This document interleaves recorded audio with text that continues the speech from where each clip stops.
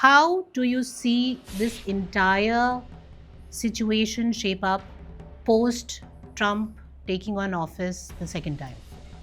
Trump भी उस time मैं मानता हूँ कि देख रहा था कि भाई ये असली दुश्मन कौन है। सब निकल आए ना, क्योंकि वो रेक्स टिलरसन जो उनका पहला सेक्रेटरी ऑफ स्टेट था वो एकदम दल पलटू निकला। जो जॉन बोल्टन उसका नेशनल सिक्योरिटी एडवाइजर बना वो उससे भी बड़ा दल पलटू निकला। एक भी ऐसा दिन नहीं है जहां ट्रम्प हेडलाइंस नहीं बना है। आपको अफगानिस्तान चाहिए था क्योंकि उधर से लापिस लजूली आता था, हींग आपका उधर से आता था। 1911 के बाद India stopped being profitable. Bharat Britannia को पैसा नहीं दे रहा था, ब्रिटानिया भारत को पैसा दे रहा I'm going to buy off Greenland. था। सबसे ज्यादा टेरिटरी रूस का है। अमेरिका का बस इतना बनता है जहां अलास्का है। को ग्रीनलैंड और कनाडा चाहिए। क्योंकि आपने रशिया मेंशन किया, with Trump, how does the equation change with Russia and China, the other two superpowers? So how does this equation change with now Trump in office? India का हमेशा policy था कि भाई रूस और चीन को लड़वाओ एक। बहुत सारे लोगों को नेहरू चाचा अच्छे नहीं लगते हैं। उत्तिष्ठ जागृत प्राप्य वरान्न बोध, arise, awake and strive for knowledge. नमस्कार। ट्रम्प 2.0 के साथ ही एक series of executive orders release किए गए हैं। हम जनवरी से देख रहे हैं there is a lot happening in the US and around the world, especially after Trump has taken over. वहीं पे एक और सुपर पावर है चाइना, जहाँ पे इकोनॉमिक क्राइसिस सिचुएशन अराइज हो रही है और ताइवान के साथ भी उनके संबंध कुछ अलग ही शेप ले रहे हैं। वहीं हम थोड़ा और अगर आगे चलें, यूरोप में इंटरनल इश्यूज क्रॉप अप हो रहे हैं because of immigrants, plus they have put their weight behind Ukraine, and that way they are involved in the Ukraine-Russia war. Israel और पैलेस्तीन की मुश्किलें कहीं कम होती नज़र नहीं आ रही हैं। Even after Israel being a military super power, Hamas को इज़राइल कंट्रोल में नहीं ला पाया है। हम अगर भारत में आए तो भारत में के पड़ोसी देश पाकिस्तान में इंटरनल इश्यूज चल रहे हैं, लेकिन उनका आक्रामक रवैया भारत को लेकर जारी है।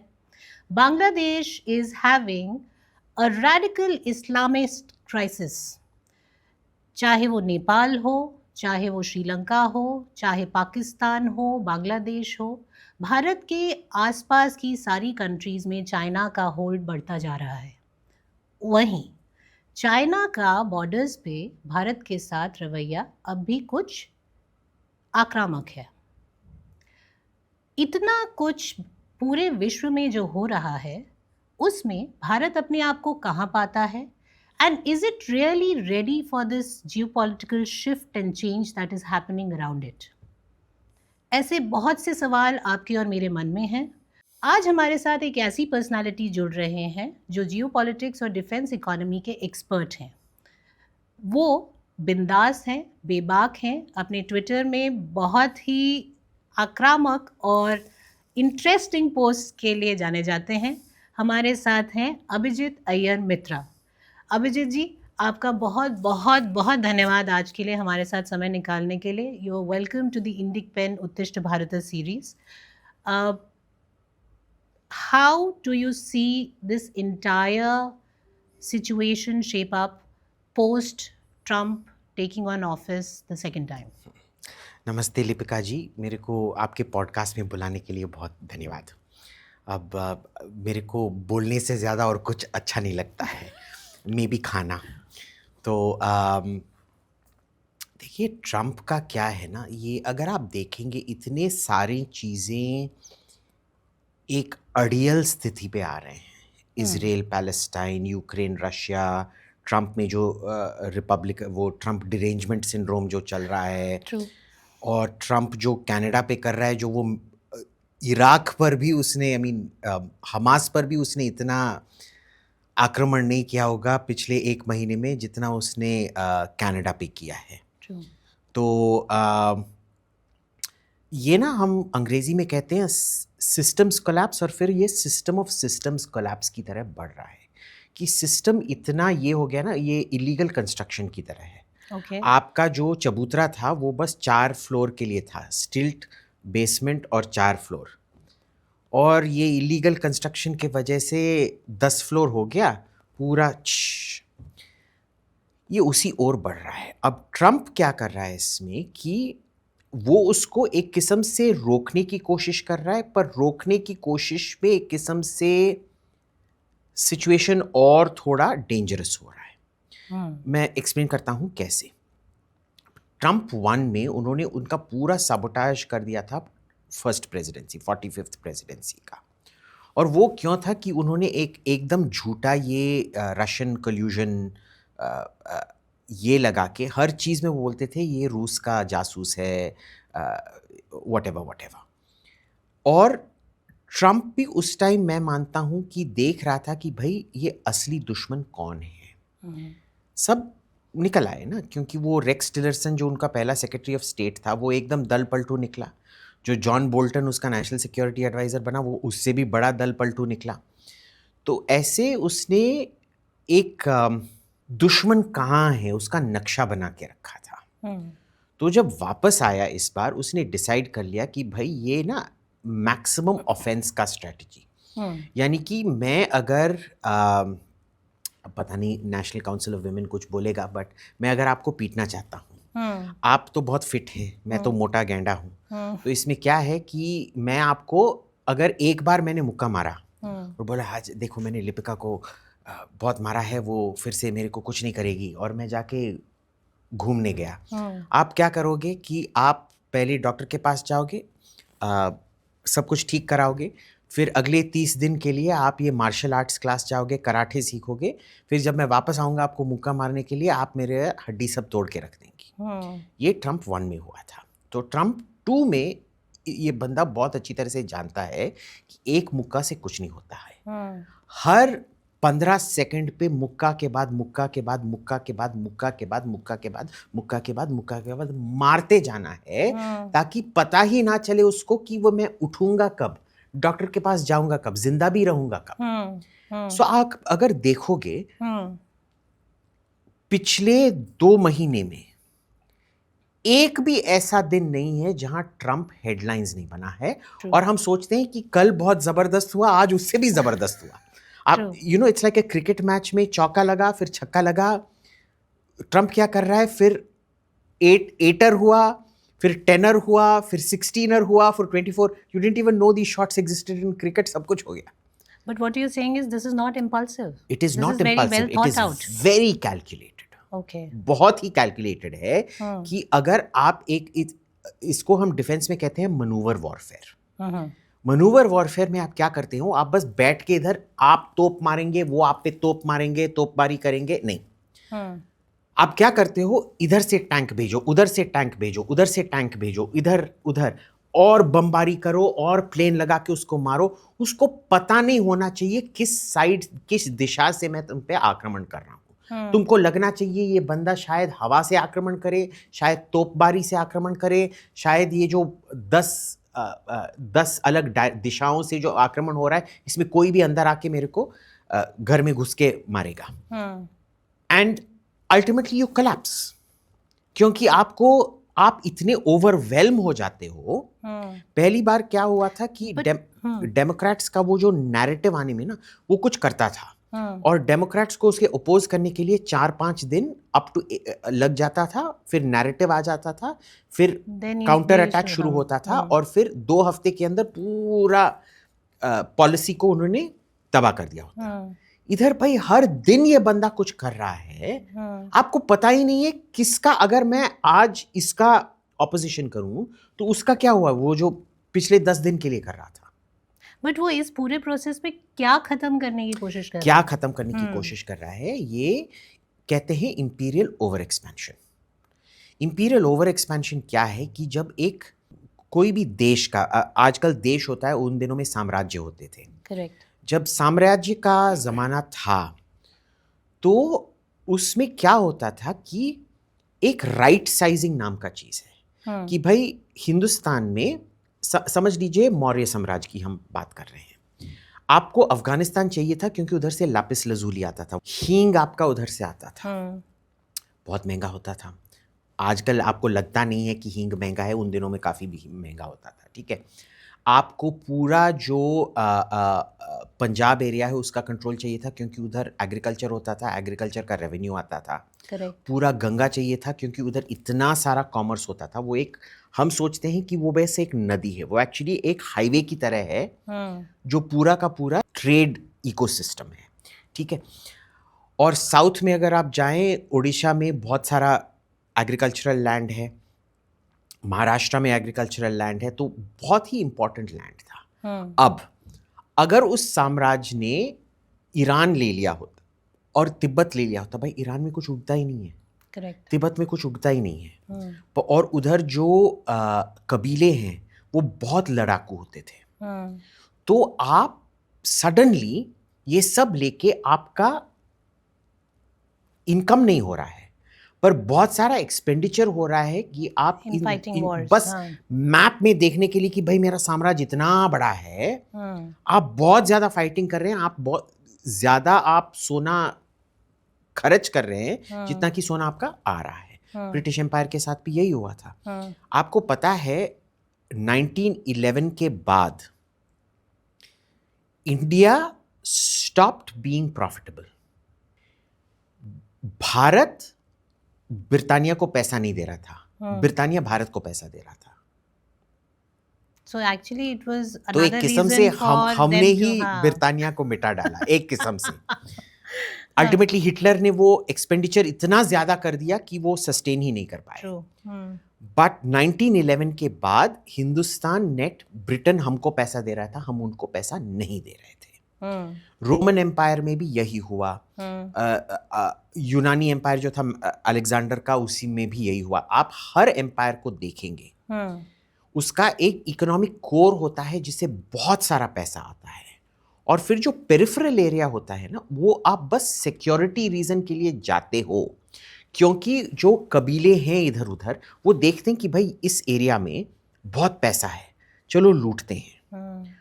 और उसको, उस पे रोक लगाने के लिए आप पहले 500 किलोमीटर का बफर जोन लगाते हो, पर उसमें उसको भी वो 20-30 साल में पार करके आ जाते हैं। फिर आपको 1000 किलोमीटर का बफर जोन चाहिए। फिर वो आप बोलते हो कि भाई इसमें कोई पैसा नहीं आ रहा है, इधर भी लोगों को सेटल करा दो, शहर बना दो। वो काम नहीं करता है, और फिर कबीले फिर भी अंदर आ जाते हैं आपको पे आक्रमण करने के लिए। What you gonna do? So ये जस्टिफाई करने के लिए भी एक्सपेंशन होते रहता है। अमेरिकन एम्पायर का इतना एक्सपेंशन हो चुका है कि इकोनॉमिक सेंस ही नहीं बन रहा था। आपका डेट आपके जीडीपी से ज्यादा है, आपका कर्जा जब आपके पूरे वेल्थ से ज्यादा है, यू आर बेसिकली बैंकरप्ट। सो ये लोग डेमोक्रेट्स इसे समझ नहीं पा रहे थे। वो क्या बोल रहे थे, नहीं नहीं और बड़ा करो और बड़ा करो, तभी आपको और पैसा मिलेगा और पैसा मिलेगा, पर डिमिनिशिंग रिटर्न्स हो रहा था। पर ट्रम्प भी तो वही कर रहा है, कभी कहते हैं ग्रीनलैंड को उसको नहीं मिला नहीं लूंगा। वो टेरिटोरियल है। I am talking about economic. अच्छा, तो ये जो पूरा, इसीलिए मैंने बोला था आजकल देश होते हैं, उन दिनों में साम्राज्य होता था। क्योंकि ये 1940s के बाद ये साम्राज्य का नोशन ही चला गया। क्योंकि आपको किसी का रिसोर्सेज लेने के लिए जाके उस पर कब्जा नहीं करना पड़ता है। आप अफ्रीका पे कब्जा ना करें, हमने निजेर पे हमने कब्जा नहीं किया है, हमने बस एक माइन उधर खरीदा है जहां निजेर को भी पैसा मिलता है और हमको यूरेनियम मिलता है। So basically they become so dependent economically on you that on not just the EU, on all kinds of things. तो देखिए यूएसएड जो पैसा दे रहा था, एक ग्वाटेमाला में उन्होंने $2 मिलियन दिया एक किन्नर ओपेरा के लिए। अब आप पूछोगे कि यूएस टैक्स पेयर का क्या बेनिफिट हो रहा है। $2 मिलियन इंडिया में कितना होगा? 2 मिलियन यानी कि 20 लाख। 20 लाख को 80 से मल्टीप्लाई करो तो 16 करोड़ रुपए एक स्टेज प्रोडक्शन के लिए। बेनिफिट क्या है मैं बताता हूं। अगर किसी भी दिन अमेरिका ने निर्णय कर लिया कि ग्वाटेमाला का गवर्नमेंट हटाना है, तो ये सब जो प्रोडक्शन कंपनी था, जो पब्लिसिटी कंपनी था, जो स्टेज कंपनी था, जो लाइट्स कंपनी था, जो एक्टर एक्ट्रेसेस थे, जिसने उसका म्यूजिक लिखा था, सब अमेरिका के साइड में होंगे, क्योंकि उन्होंने अमेरिका का पैसा खाया है। और जब स्ट्रीट प्रोटेस्ट होगा, जैसे कलर रेवोल्यूशन हमने इतने सारे देखे हैं, ये सब निकलेंगे रास्ते पे। तो ये किस्म से एम्पायर हुआ, उसी पे खर्चा जा रहा था। तो डेमोक्रेट्स बोल रहे थे देखिए, हमको शायद हम ठीक है, हम ग्वाटेमाला का गवर्नमेंट चेंज नहीं करना चाहते, पर हमारे पास वो विधि होना चाहिए जिससे अगर हमने निर्णय ले लिया कि हम चेंज कर सकते हैं तो चेंज करना चाहिए। ये ना एक, अगर मैं बोलूँगा ऐसे कि भाई देखो, मैं सिंपल सा एक्सप्लेनेशन, अभिजीत अय्यर मित्रा है, ठीक है, उसका दिल्ली में एक घर है, पर वो बम्बई जाते रहता है, मद्रास जाते रहता है, बेंगलोर जाते रहता है, कोलकाता जाते रहता है। अब मद्रास में तो उसके मम्मी का घर है, पर अभिजीत को अच्छा नहीं लग रहा है कि वो हर बार जाके हर रात के लिए 15,000 दे 5 स्टार होटल में, मुंबई में, बेंगलोर में, कोलकाता में। तो हर जगह 7-8 करोड़ का एक फ्लैट ले लो। Does it make sense? No, right, it does not make sense. अगर आप मुकेश भाई की तरह हो और बहुत सारा पैसा है फिर ठीक है, पर अगर आप वैसे नहीं हो, 5 स्टार होटल में जाना, अगर आप साल में 100 दिन भी 5 स्टार होटल में रह रहे हो, ये 3 जगह पे 8-8 करोड़ का फ्लैट लेना ज्यादा महंगा होगा जितना कि अपने आप अगले 30-40 साल के लिए भी रह लो, वो ब्रेक इवन नहीं होगा। अमेरिका ये कर रहा था कि they were buying properties there, but that's what Trump has put a stop he's to. put a stop to it. Lekin then where does this reason come in, where he starts talking about कि now I'm going to buy off Greenland, Canada के तो Greenland और Canada में क्या है, ये purely resource ये है। ओके। और रिसोर्स में क्या है, वो कनाडा और ग्रीनलैंड के बारे में नहीं है, वो आर्कटिक के बारे में है। क्योंकि ग्लोबल वार्मिंग हो रहा है, सब ट्रेड रूट्स उधर खुल रहे हैं, उधर ऑयल है, उधर रिसोर्सेज है। और अभी क्या है, अगर आप आर्कटिक सर्कल का एक नक्शा देखेंगे, just Google map of the world as seen from the North Pole, उधर जो ड्रिलिंग राइट्स हैं, माइनिंग राइट्स हैं, वो निर्धारित हैं आपका कितना टेरिटरी आर्कटिक में है। सबसे ज्यादा टेरिटरी रूस का है। अमेरिका का बस इतना बनता है जहां अलास्का है। तो वो माइनिंग राइट्स पाने के लिए उसको ग्रीनलैंड और कनाडा चाहिए, ताकि अमेरिका का भी आर्कटिक टेरिटरी रूस का इक्वल हो जाए। तो उस वजह से है, क्योंकि अगर नहीं हुआ तो आधारित इस पे रूस को 40-50% मिल जाएगा उधर। But then that's like directly रूस को जो है हिट करने वाली बात हो रही है। हिट करने की बात नहीं है, ये प्रो रेटा शेयर अलॉटमेंट की तरह है। अच्छा। जो जब डिबेंचर और शेयर प्रो रेटा पे अलॉट होते हैं ना, उसी की तरह है।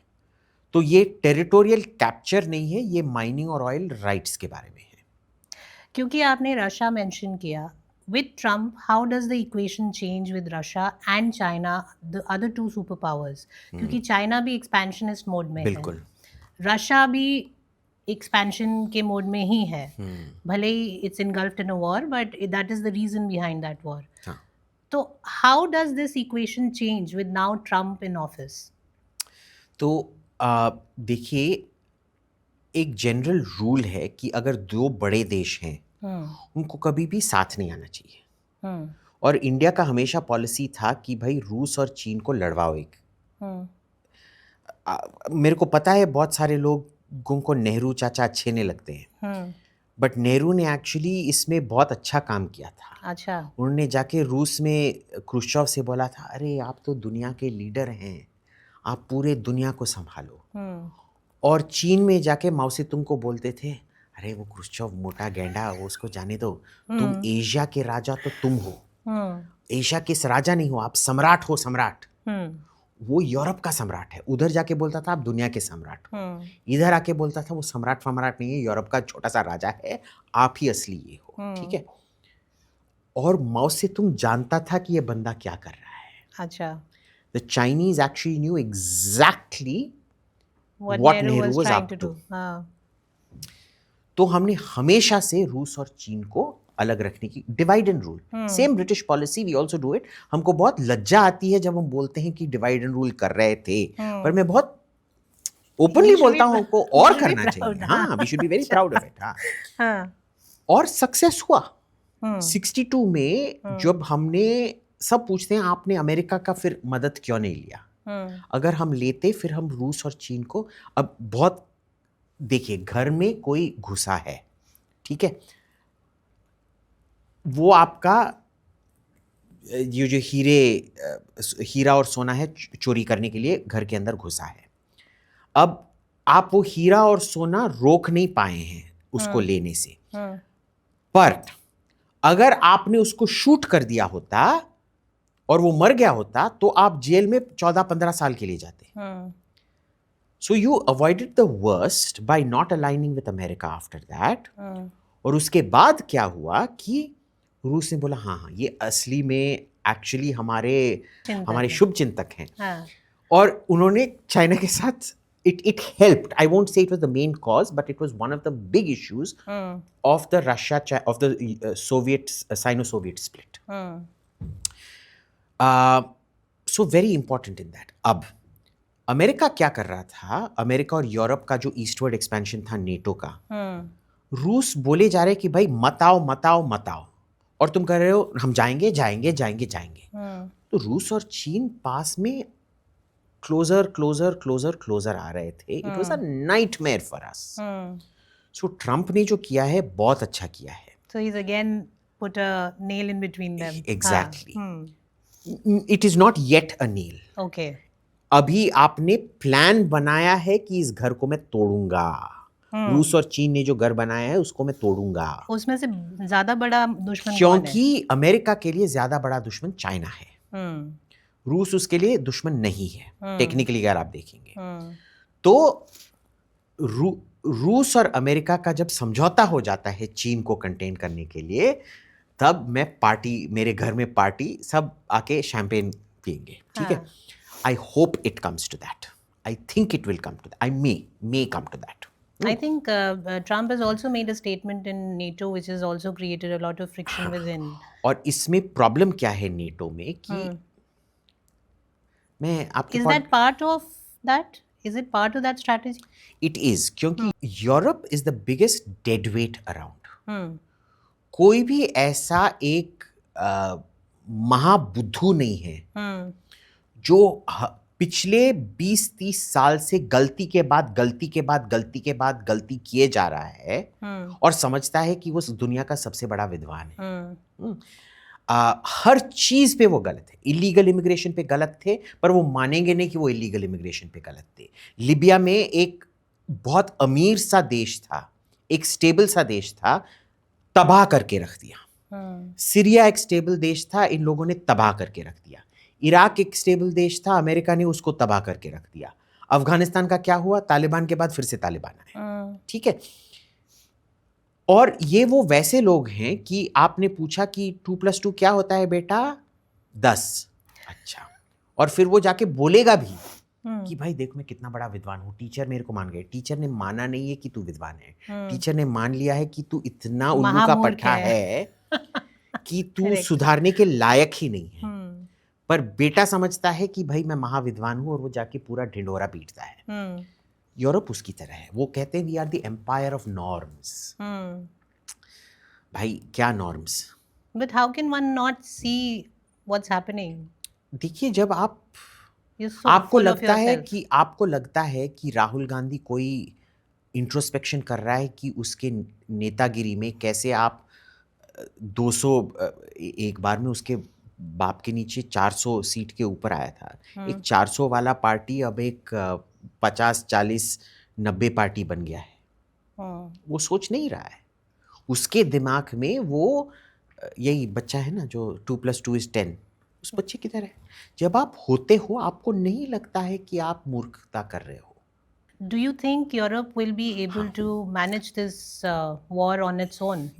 ये ना यूरोप का वहम है, क्योंकि यूरोप ने निर्णय कर लिया है कि वो महान एक साम्राज्य है। वो इसके लायक ही नहीं, उसका इंडस्ट्रियल बेस नहीं है, उसका जो पॉलिटिकल यूनिटी भी नहीं है। देखिए नेटो एक्सपेंशन क्यों हुआ था? फ्रांस, जर्मनी और ब्रिटेन के लिए उनको और जगह चाहिए थी रूस और उनके बीच में डिस्टेंस बफर बनाने के लिए। फिर जब बफर बन गया, Poland, Latvia, Lithuania, Estonia join हुए, तब पोलैंड, लिथुआनिया, लाटविया का क्या ये था कि भाई अब तो हम रूस के बॉर्डर में हैं और हमारा हर बंदे का 150 से 200 किलोमीटर का बॉर्डर है। तो अगर इससे पहले नेटो का बॉर्डर, नेटो और रूस का बॉर्डर बस नॉर्वे तक सीमित था और नॉर्वे में लगभग 150 किलोमीटर का बॉर्डर था। अब हम चारों के बीच में 800 किलोमीटर ऐड कर दिया है। तो अब अगर रूस ने हमला किया, इस 800 किलोमीटर पर ही करेगा, हम तो गए। तो क्या करना चाहिए? और बॉर्डर ऐड करना चाहिए। फिनलैंड को ऐड करते हैं, हंगरी को ऐड करते हैं, यूक्रेन सबसे इंपॉर्टेंट है क्योंकि वो 2000 किलोमीटर है। फिर अगर यूक्रेन और फिनलैंड, आज फिनलैंड यही सोच रहा है, अरे हमने क्या कर दिया, हमने तो सबसे बड़ा बॉर्डर हमारा ही रूस का है, अब रूस के साथ हम क्या करेंगे। सो हर बंदे का एक कॉन्ट्रास्टिंग ये है। तो हर बंदे का इंटरेस्ट था कि जब रूस आपको अटैक करने वाला नहीं है, बोलो कि अटैक करने वाला है, अटैक करने वाला है, अटैक करने वाला है, create absolute nonsense so that you feel a threat and then need to expand. So it is, कहते हैं ना, stumbling into war. It was literally stumbling into war. But hasn't that always been the case? Even World War II was a very Europe led It war. was, हाँ, colonialism के वजह से ही वो world war बना, नहीं तो फिर European war ही होता। लेकिन उसमें सारे फंस गए, सब फंस गए क्योंकि कॉलोनियलिज्म की वजह से, क्योंकि यूरोप पूरी दुनिया को कंट्रोल So करता do you था। see this progressing नहीं, that क्योंकि way? कॉलोनियलिज्म खत्म हो गया है। Okay. है ना। अब यूरोप, इसीलिए तो जयशंकर ने बोला यूरोप के प्रॉब्लम्स जो हैं वो यूरोप के प्रॉब्लम्स हैं, वो पूरे दुनिया के प्रॉब्लम। ये कॉलोनियल हैंगओवर है कि इंटरनेशनल कम्युनिटी होता क्या है, EU plus USA plus Canada plus Australia, बस। बाकी हम सब क्या, हम बंदर हैं, चिंपैंजी हैं, ओरांगुटान हैं? नहीं, बट वी डोंट। तो अगर आपने देखा था, even the first resolution condemning Russia for its invasion, if you look at it technically, the majority of the world population voted against that resolution. पर ये कहते हैं वो minority होके भी we are the international community. So this is और अगर मैं डिफेंस पॉलिसी की बात करूं, देखो अमेरिका में, अमेरिका की फौज जो है उसके पास एक टैंक है, 3 मैक्सिमम 3 किस्म के एयरक्राफ्ट हैं, ठीक है।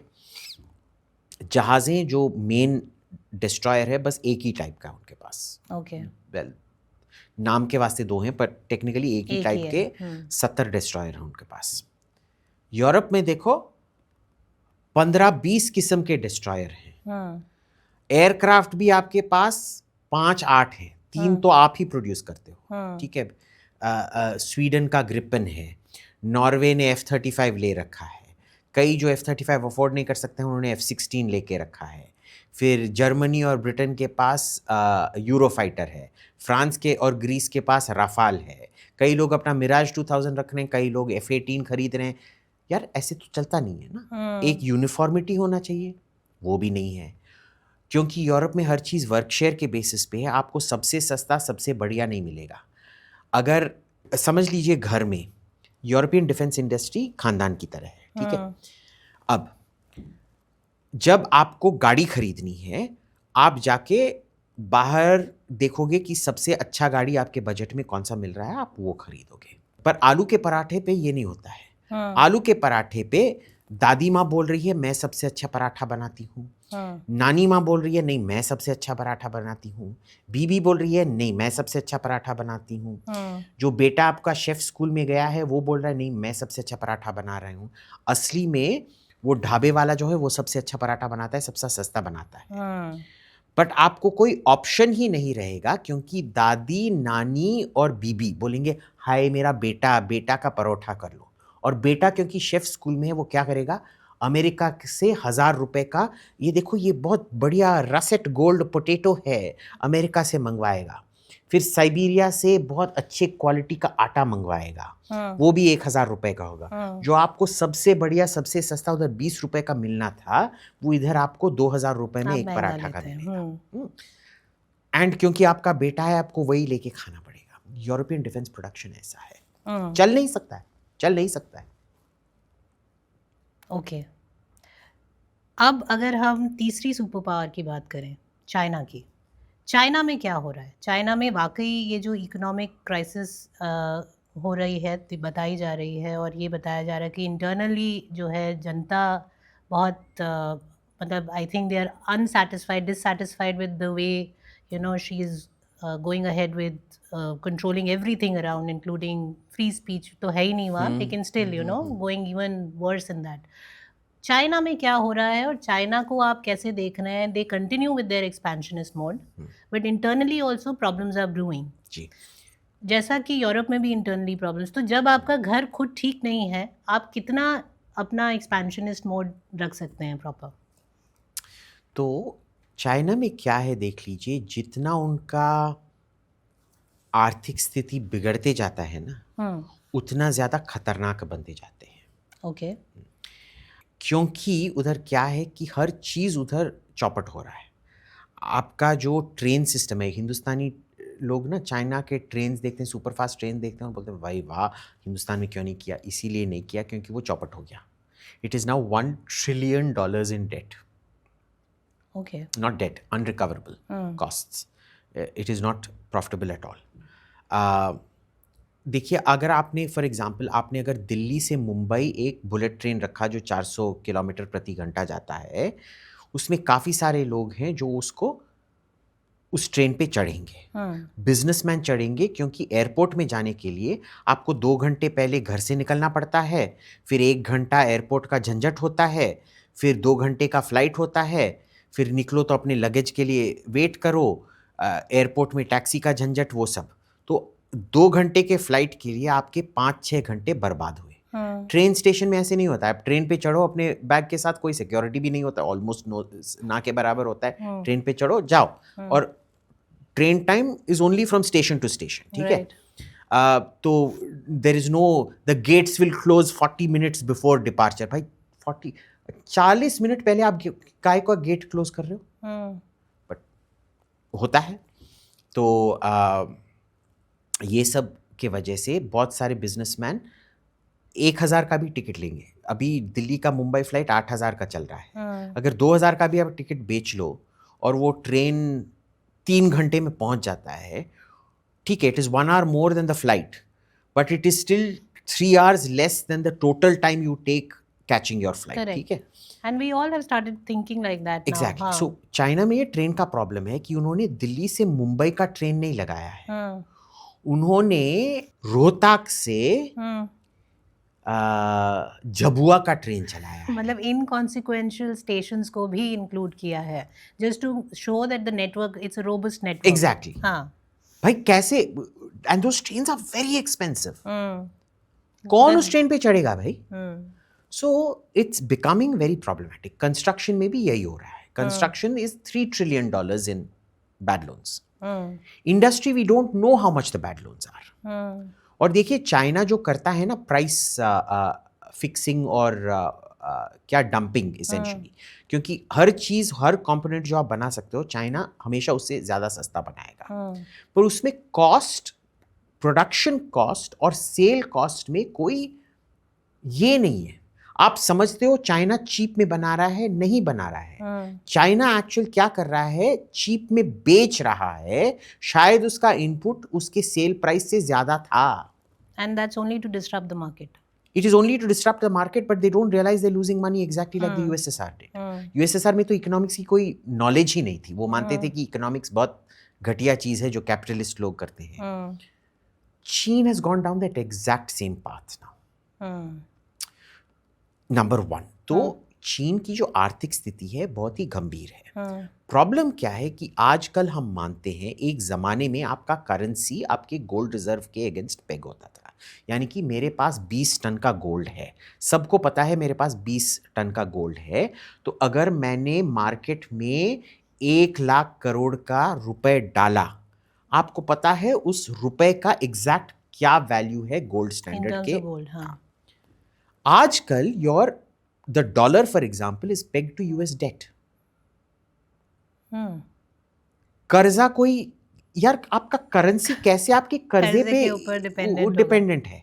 तो एक इंटरेस्ट सर्कल बन जाता है कि कर्जा कभी भी अगर चुकाया भी ना जाए, वो इनफाइनाइटली आप उसको बढ़ाते जाते हो, बढ़ाते जाते हो, बढ़ाते जाते हो, और सबको लगता है पैसा है सिस्टम में, पर पैसा नहीं है सिस्टम में। पर सबका इंटरेस्ट बन जाता है कि कोई ना बोल दे कि पैसा नहीं है।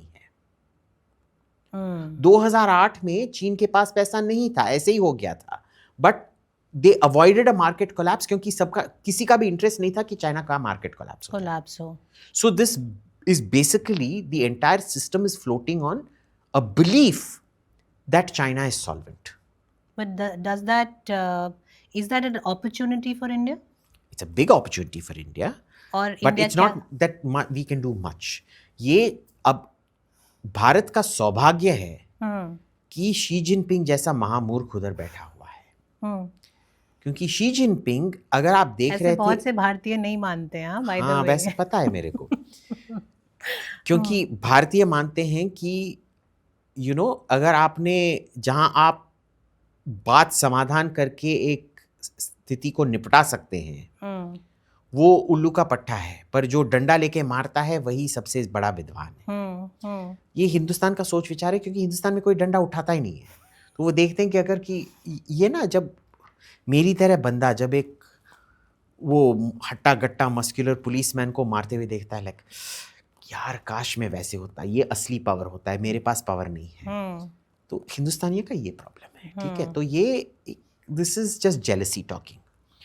शी जिनपिंग जैसा महामूर्ख उधर बैठा है, इसके पहले आप देखेंगे कि आस्ते आस्ते ना ज्यादा फ्रीडम ऑफ स्पीच हो रहा था चीन में। अगर आप जियांग जेमिन को देखेंगे आफ्टर दंग शाओपिंग, और Yang Shangkun after, immediately after Deng Xiaoping and then Jiang Zemin, काफी सारा इंप्रूवमेंट हुआ था। ऑप्टिमल नहीं था, डिक्टेटरशिप ही था, बट काफी सारा इंप्रूवमेंट हुआ था। शी जिनपिंग ने सब कुछ बंद कर दिया है। Now the problem with him is, कोई उसको बोल नहीं रहा है, जैसे कोई राहुल गांधी को नहीं बोल रहा है कि भाई साहब आपका जाने का टाइम हो गया है, कोई इसको भी बोल नहीं पा रहा है कि भाई आपका जाने का टाइम हो गया है। Okay. Now when you don't know what mistakes you're making, you make yourself extremely vulnerable to collapse. This is the other thing. अब जब कोलैप्स होता है, आपको किसी और पे घुमा के फेरा के दोषी ठहराना पड़ेगा, स्केपगोट करना पड़ेगा। उसके लिए आप क्या करते हैं? फॉरेन युद्ध करते हैं। मेरे लिए 2 कैंडिडेट्स हैं फॉरेन युद्ध के, 3 कैंडिडेट्स हैं, ताइवान, वियतनाम, इंडिया। इसमें से इंडिया, अगर आप मेरे को 10 साल पहले पूछते, मैं बोलता इंडिया लीस्ट लाइकली है, चाइना हमको टारगेट नहीं करेगा। क्यों? क्योंकि चीन ने हमको 1962 में हराया था, तो उनको अभी साबित करने के लिए कुछ नहीं है। 1962 के बाद साबित हो गया, साफ साफ स्पष्ट हो गया कि वो नंबर 1 है, हम नंबर 2 हैं। पर वियतनाम ने उनकी हड्डी तोड़ी थी, तो वियतनाम को एक नैरेटिव करेक्ट करने का भी मौका चाहिए। ताइवान ने पूरे 1949 से उनको रेजिस्ट किए जा रहा है। प्रॉब्लम क्या है कि ताइवान और चाइना के बीच में जो 100 किलोमीटर का समंदर है, वो बहुत मुश्किल बनाता है। तो अगर आपने मेरे को 10 साल पहले होता, मैं बोलता हूँ India not important, Taiwan important, but very very difficult. Easiest to sort out right now is Vietnam. Today I'm not so sure. They may come after India, क्योंकि जब से हमने ये घुस के मारेंगे ये सब किया है ना, हम ऐसे बोल रहे हैं कि जब चीन जाके वियतनाम को पीटने वाला था या ताइवान को पीटने वाला था, हमने बोला अरे अरे अरे तू कितना घोंचू है रे, चल पत्थर मारो उस पे। तो फिर आके तुम्ही को थप्पड़ मारेगा ना, मुझे मार टाइप्स। हाँ एग्जैक्टली, आबेल मुझे मार टाइप्स। Okay. तो this is like that. I am not too sure now. तो बहुत डेंजर है अभी चाइना के साथ। And do you think in the third term of Modi we are well equipped to handle what's happening around us, specially जैसे अगर हम देखें बांग्लादेश है, पाकिस्तान है, they are both troublesome neighbors? Diplomatically yes, militarily मैं बोलूँगा Bangladesh, Pakistan also yes, China not at all. I think पिछले 10 साल में हम काफ़ी हमारी जो डिफेंस का जो होना था स्थगित हो गया है. अच्छा, रीजंस? Just government apathy. इस Okay. सरकार में किसी का भी इंटरेस्ट नहीं है डिफेंस में. But they have a huge budget for defense every time. भाई देखिए, बजट एक्चुअली इस देश की ज़्यादा ज़रूरत है डोज का Hmm. अमेरिका से ज़्यादा. Hmm. आप देखिए स्वीडन का बजट आपका 1/2 है, फिर भी वो खुद अपना सबमरीन मैन्युफैक्चर कर पा रहे हैं, अपना फाइटर मैन्युफैक्चर कर पा रहे हैं, अपना शिप्स मैन्युफैक्चर कर पा रहे हैं.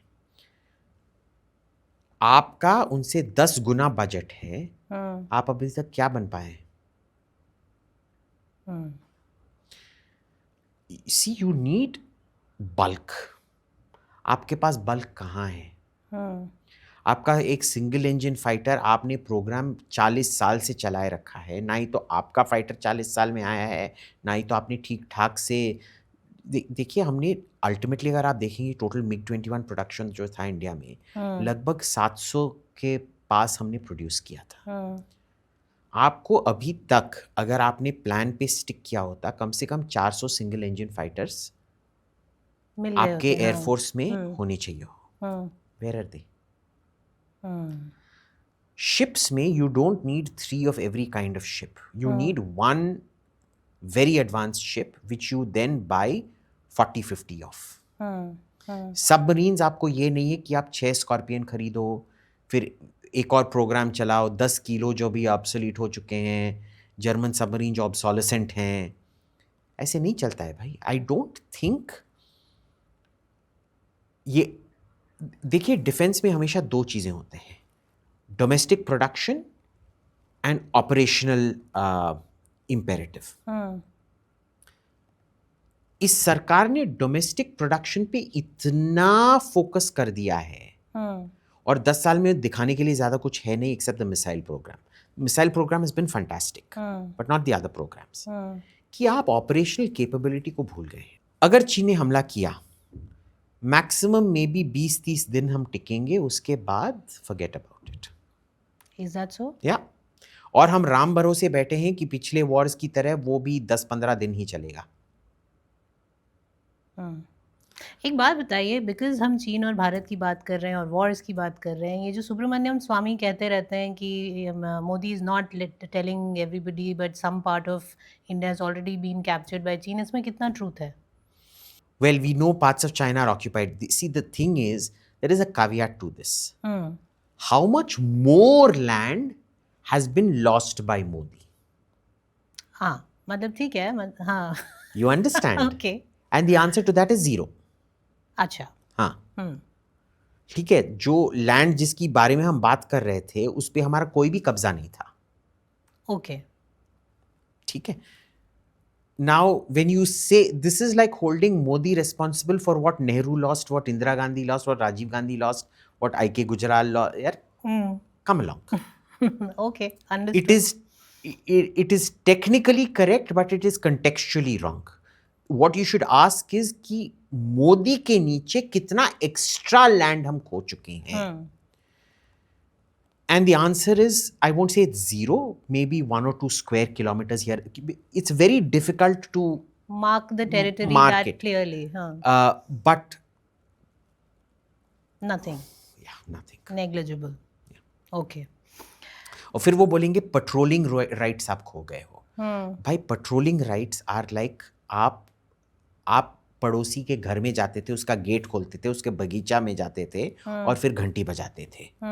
अब वो आपको गेट के अंदर ही आने नहीं दे रहा है. Is that technique, was it ever your land? Technically it was your land. उसने कब्जा करके बैठा है वो उधर, बट वो आपको कम से कम कब्जा करने के बाद भी गेट खोल के अंदर आके घंटी बजाने देता था, रहने नहीं देता था उधर. Since we are talking about India, let's go a little deeper into our internal politics, our internal policies. हम दुश्मन को आँख दिखाने की बात करते हैं. हम कहते हैं कि हमारा जो एक्सटर्नल पॉलिसीज़ हैं, policies regarding our relationships with different countries, वो आजकल ऐसी नहीं है जहाँ हम मतलब एक पुअर कंट्री जाके जो है बेग कर रही है. We are considered to be a very important partner. How true is that? ये क्या है, ये no this is like 50-50. Okay. Economic size के वजह से इम्पोर्टेंट हैं, ओके. पर इतने भी इम्पोर्टेंट नहीं है जैसे हम खुद को मानते बताते हैं. हैं. आप हमारा मार्केट का साइज देख लीजिए. हम्म.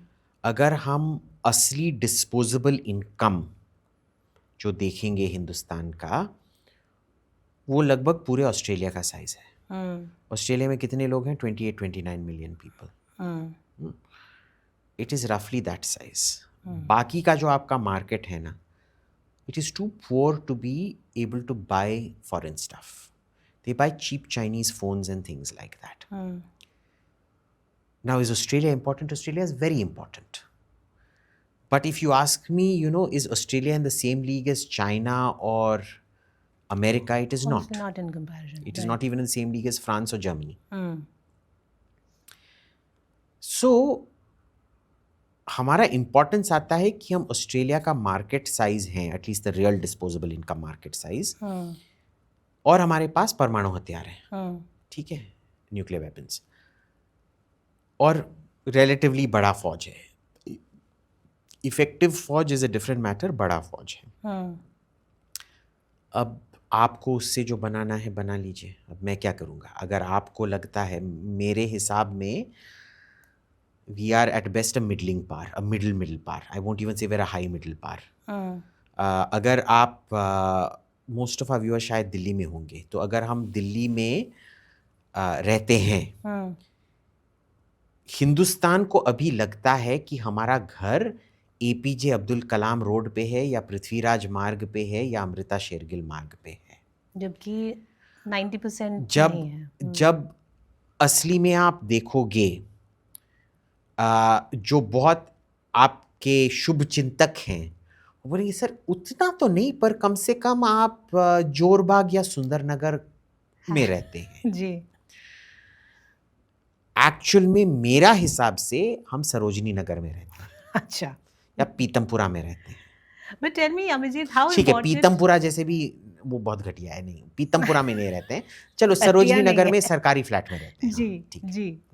But tell me something, Abhijit. How important is optics in international affairs? I mean, how important a role it plays? Why I'm asking this is that Israel जैसी एक छोटी सी country, एक military superpower, लेकिन उनका सिर्फ on ground attacks नहीं है. They are able to manage optics also very well. हाँ.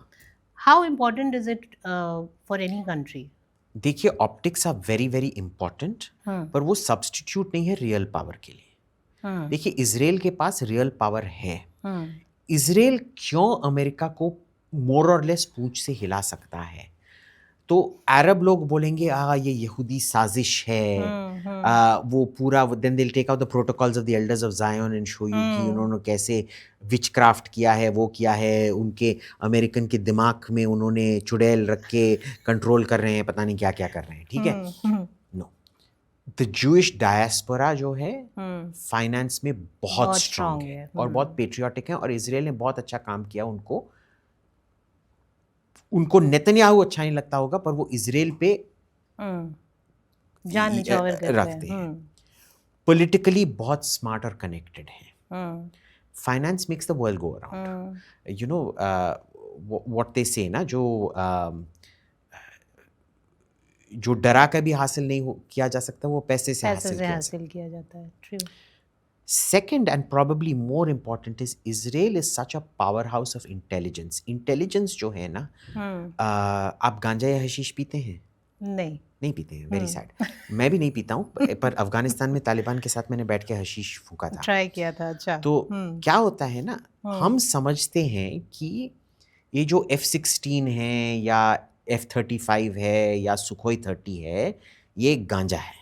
नहीं. F-35, F-16, F-15, सुखोई 30, ये सब वो चिल्लम है जिसमें गांजा लगाया जाता है. असली गांजा जो है ना, वो इंटेलिजेंस है. कहाँ मारना है, कब मारना है, किस टाइम पे मारने से सबसे ज्यादा उनको नुकसान होगा, क्या छिपा हुआ है जो वो मेरे को देखना नहीं चाहता है, उसकी क्या प्लानिंग है, वो मेरे को कहां मारना चाहता है, कब मारेगा, ये है असली गांजा या हशीश. I don't know what we were talking about, one of those two. Israel is so good at it. But it hasn't been able to do anything with Hamas. It's been a more than No, it has actually done a lot to Hamas. No, but by this time देखिए, they would have इसमें भी ended क्या the होता है? whole episode. नहीं, urban warfare is very very difficult. जब रूस को Chechnya was entirely urban warfare. It took them 10-12 years to quieten it down. ना अमेरिका couldn't do Iraq और अफगानिस्तान in 20 years. ठीक है.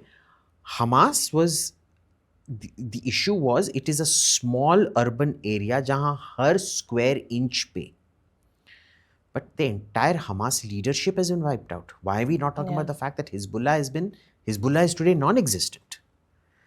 Hamas का पूरा लीडर, ठीक है, रैंक एंड फाइल स्वेल हो गए क्योंकि उधर हर माँ 8 बच्चे पैदा करती है. The fertility rate of Gaza is 8. यानी कि हर 2 पेरेंट 8 बच्चे पैदा कर रहे हैं. तो लोअर लेवल रिक्रूटमेंट हुआ है, लीडरशिप हैज बीन डेसिमेटेड. ठीक है, we can discuss later in detail what constitutes victory और नॉट, पर उनका टाइम लिमिट था, बहुत इंटरनेशनल दबाव था and things like that. They have done a pretty damn good job by any measure. ठीक है. So Israel is so good with intelligence, especially this military intelligence thing. America को जब भी middle east में कौन क्या साजिश कर रहा है पता लगाना है, वो इजराइल के पास जाते हैं. So Israel is almost like that drug dealer in that provider of intel to America. तीसरा क्या चीज़ है कि अगर वो इजराइल के इंटरेस्ट में भी नहीं है, अगर अमेरिका ने बोला कि भाई हमारे वास्ते ये करो, इजराइल वो करेगा. जैसे कि जब जॉर्डन और इजराइल में ऑफिशियली युद्ध था 70s में, और जॉर्डन के राजा को ये पैलेस्टीनियन निकालने की कोशिश कर रहे थे वो ब्लैक सितंबर में, तब जॉर्डन ने इजराइल से पूछा था, टेक्निकली जॉर्डन और इजराइल युद्ध कर रहे थे, तो उन्होंने इजराइल से पूछा था कि आप क्या आपके वायुसेना को मेरे सपोर्ट में इस्तेमाल करेंगे. और अमेरिका ने फिर इजरायलियों को पूछा था और इजराइल बोलता हाँ हम करेंगे. ओके. मेरे दुश्मन होंगे पर अगर अमेरिका के दुश्मन नहीं होंगे मैं फिर भी तुमको मदद करूंगा. So they will subsume their own interest to American interest. People don't realize how much Israel bends backward for America. सब देखते हैं कि अमेरिका इतना बैकवर्ड बेंड कर रहा है इजराइल के लिए, they don't realize how much Israel bends over backward for America. ये गाजा ऑफेंसिव भी क्यों रोका गया था? क्योंकि ट्रंप ने आके बोल दिया था भाई, पहले बाइडेन ने बोला अब बहुत हो चुका है अब रोक. ट्रंप ने बोला था थोड़ी देर के लिए रोक, फिर से अगर शुरू करना है मैं आने के टाइम तेरे को रोकना पड़ेगा क्योंकि मेरे को दिखाना है कि मैंने सीज़फायर किया. उसके बाद सो ऑप्टिक्स. ठीक है. So optics is not a substitute for real power. Problem है कि इजराइल के पास इस बार ऑप्टिक्स तो वो थोड़ा बैकफुट पे थे क्योंकि पैलेस्टीनियंस ने बहुत अच्छा ऑप्टिकल एक्सरसाइज किया था कि जेनोसाइड हो रहा है, जेनोसाइड हो रहा है, जेनोसाइड हो रहा है. बट हार्ड पावर में इजराइल स्टॉप्स. इंडिया में क्या है कि हम ऑप्टिक्स को ही हार्ड पावर मानना शुरू कर दिया है. कोई आके बोलेगा अभिजीत से, भाई अभिजीत अरे मोदी कौन है भाई, निर्मला सीतारामन क्या है, ये नोबेल लॉरिएट अभिजीत कौन है, असली नोबेल तो तुमको मिलना चाहिए था, असली प्रधानमंत्री तो तुम्हारे को होना चाहिए था, असली वित्त मंत्री भी तुम्हारे को होना चाहिए था. और मैं मानता हूँ फिर अबे यार फिर मैं जाके प्रधानमंत्री के चाय पे जाऊंगा और बोलेंगे ए नरेंद्र हट रे, ए निर्मला हट रे, मैं असली प्रधानमंत्री हूँ. मेरे को एसपीजी क्या करेगा, थप्पड़ मार मार के निकाल देगा उधर से. करेक्ट.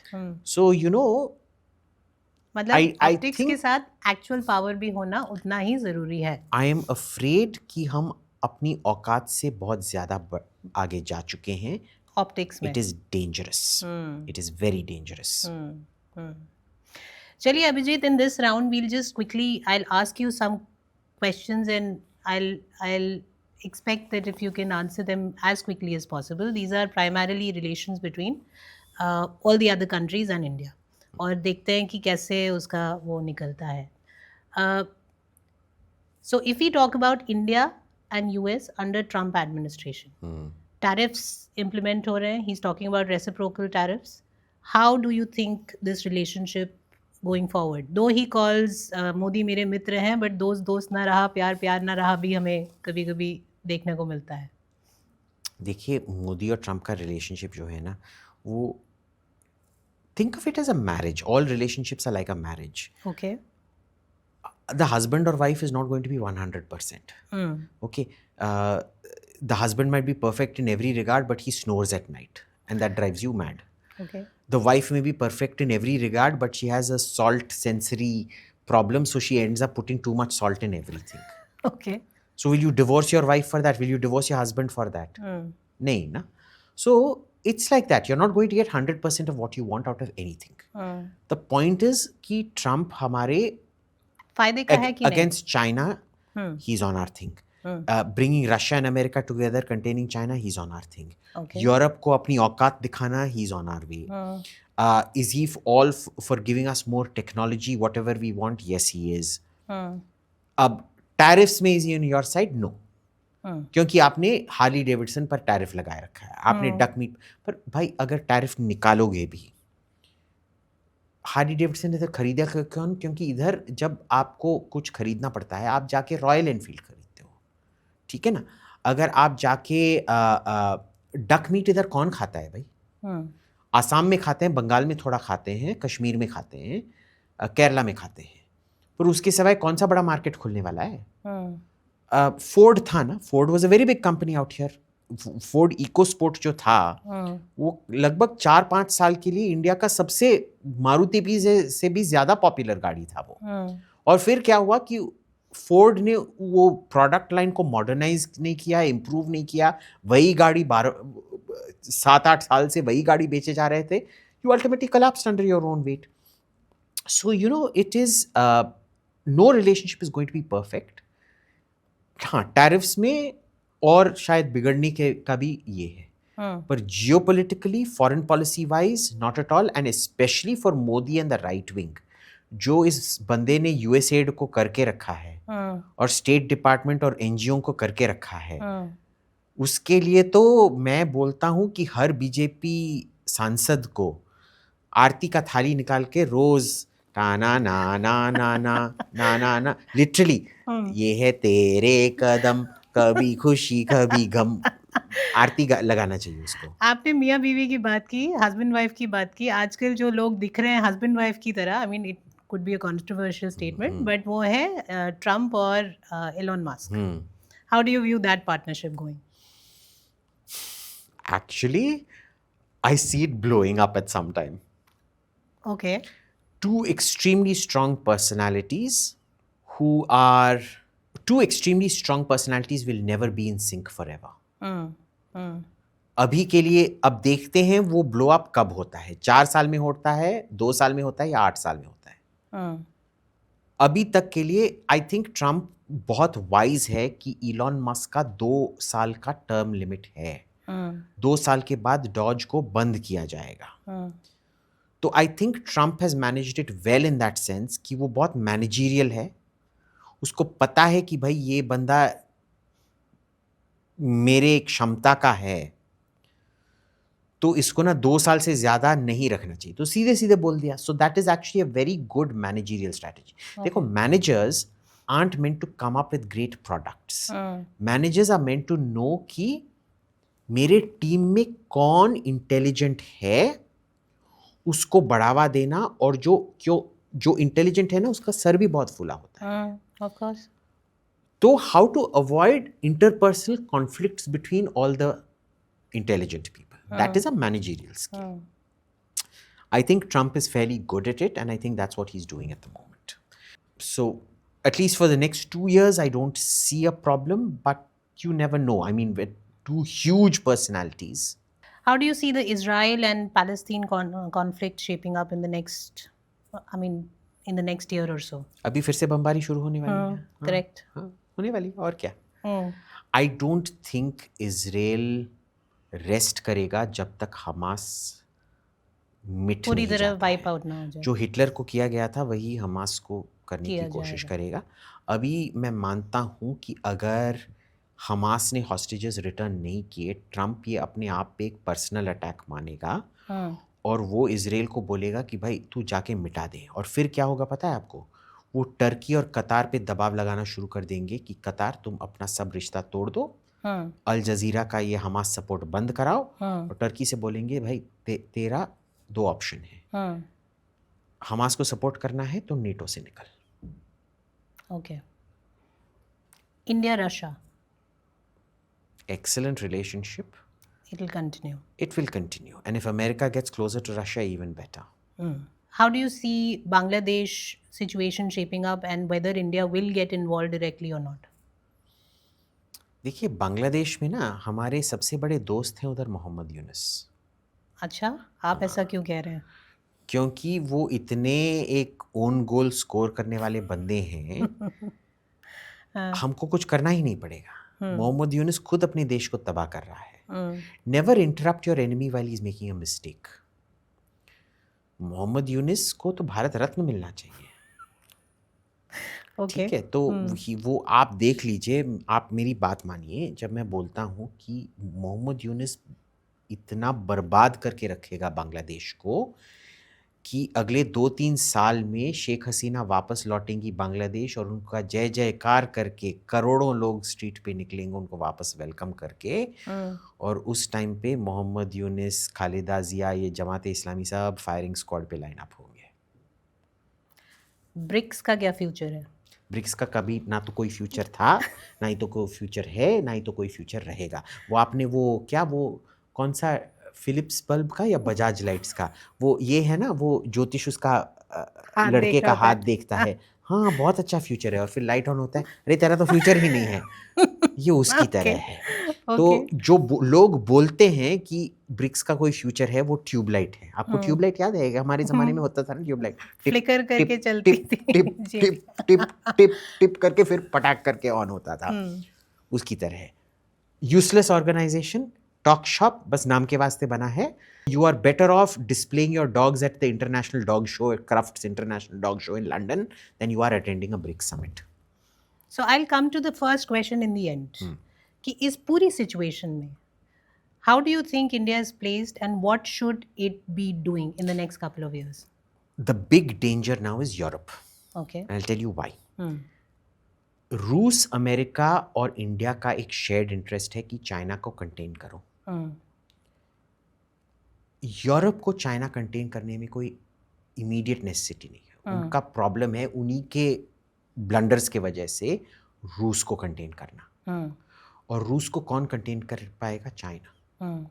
तो अब you are going to see the slow beginnings of a China Europe alliance. I mean this is all so depends, very stochastic, इतने सारे वेरिएबल्स हैं ना। द नॉर्मल थिंग इज कि चाइना एंड यूरोप। अब Europe में जो भी divisions हैं, द प्रॉब्लम इज हमारे diplomats don't really know Europe properly. वो सब अंग्रेजी सीखते हैं, एक्चुअल में nobody really goes deep into European politics. Slovenia के पॉलिटिक्स के बारे में आप जाके हमारे डिप्लोमैट से पूछो, आप क्या जानते हो? कुछ नहीं। लिख्टेनस्टाइन में क्या पॉलिटिक्स चल रहा है आपको पता है? नहीं। लग्जमबर्ग में क्या चल रहा है? नहीं। There is so much scope for divide and rule. अगले 10 साल में if Trump manages, and this is big caveat, अगर ट्रम्प ने रूस के साथ एक बहुत गहरा संबंध बनाने में सक्सेस कर लिया और रूस और चीन को तोड़ने में सक्सेस कर लिया, और अगर वो ना भी हुआ, हमारा इंटरेस्ट इसी में है कि हम यूरोप को नहीं, ईयू को तोड़ के तबाह करें, divide and rule. And how Germany को फ्रांस से लड़ाओ, स्पेन को इटली से लड़ाओ, इटली को जर्मनी से लड़ाओ, यूके को इटली से लड़ाओ, सबको एक दूसरे के खिलाफ करो। And how big is this problem of Islamist radicalization gaining importance in these European countries? Will that help in breaking away Europe? It partially, Okay. but not too much, क्योंकि Europe से ज़्यादा ब्रेन-डेड ज़ॉम्बीज़ आपको कहीं नहीं मिलेंगे। आपको आपने वो फिल्म क्लिप देखा है हिंदी में? क्या वो जाके प्रोटेस्ट करते हैं, हम्म, तानाशाही नहीं चलेगी, नहीं चलेगी, और फिर वो जाके पूछते हैं भाई किसका तानाशाही बताओ, वो नहीं पता। नहीं पता है, बस तानाशाही नहीं चलेगी. Europeans are like that. हाँ. When they tell you Christianity is the best thing, then everybody's, oh, we're Christian, you should also be Christian, brother in Christ, blah, blah, blah. Hmm, Then they tell you nationalism and Nazism is the best, they'll be like, yeah, Heil Hitler, everyone. Hmm, Then they tell you, oh, Hitler is very bad, no nationalism, and like, oh, okay, sorry, very bad, we're so sorry, we're all responsible, collective guilt. हम्म, फिर बोलते हैं EU, सब EU जिंदाबाद, Heil EU. फिर बोलेंगे EU is bad, oh, very sorry. Hmm, Like I said, there is nobody capable of more collective zombieism hmm. than Europe. अगर आप एक zombie movie real life में देखना चाहते हैं, यूरोप में जाओ. If you want to know what the zombie apocalypse looks like, it's Europe. It is probably the only thing hmm, on earth right now hmm. that is more brain dead than BRICS. But this rising Islamist, radical Islamization is And not a radical problem. Islamization is not a problem. Look at I tweeted out the German election results. The places where the highest number of immigrants are the ones that have voted for the liberal parties that want more immigration. Ah, okay.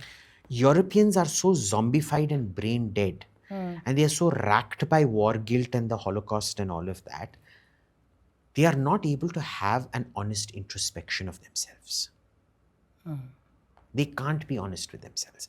See, Europe can course correct and jihadism and whatever would be a problem if you are willing to introspect and talk about things. आप देखिए, जब Boris Johnson ने Covid के time party किया था जो उसको नहीं करना नहीं करना था, चाहिए था. लंदन में लाखों लोग रास्ते पे निकले उसका रेजिग्नेशन डिमांड करने के लिए. पर जब हजारों, शायद लाख के करीब अंग्रेज गर्लों का रेप हुआ था ग्रूमिंग गैंग्स के Grooming हाथ gangs में, के through. एक भी बंदा आके रोड पे प्रोटेस्ट किया? बहुत convoluted सा वो है उनका thought process. वैसे मैं बोल रहा हूँ ना, the only thing more brain dead than BRICS is Europe. उसी नोट पे I think Abhijit, it's been a pleasure having you here. Again, I would like to thank you for making time for us. We are a baby podcast, rearing to grow, and thank you so much. I would love to have you back on this. And एक बार फिर बहुत बहुत धन्यवाद. I'd love to come back on it, Lipika ji. Thank you so much.